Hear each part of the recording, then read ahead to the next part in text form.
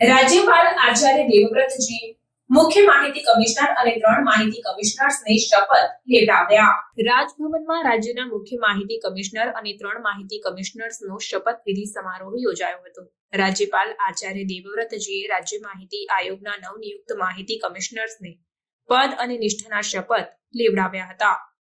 રાજ્યપાલ આચાર્ય દેવવ્રતજીએ સૌપ્રથમ મુખ્ય માહિતી કમિશનર ડોક્ટર સુભાષચંદ્ર આર સોનીને શપથ લેવડાવ્યા હતા અને તેમને શુભકામનાઓ પાઠવી હતી. તત્પશ્ચાત રાજ્યપાલે માહિતી આયોગના માહિતી કમિશનર પદ માટે સુબ્રમણ્યમ રામચંદ્ર અય્યર, મનોજ વિઠ્ઠલભાઈ પટેલ અને નિખિલાર ભટ્ટને શપથ લેવડાવ્યા હતા.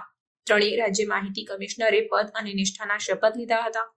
આ અવસરે ગુજરાત રાજ્યના મુખ્ય સચિવ રાજકુમાર, ગુજરાત રાજ્ય માહિતી આયોગના પૂર્વ મુખ્ય માહિતી કમિશનર અમૃતભાઈ પટેલ, પૂર્વ માહિતી કમિશનરો, રાજ્ય સરકારના ઉચ્ચ અધિકારીઓ અને આમંત્રિતો ઉપસ્થિત રહ્યા હતા.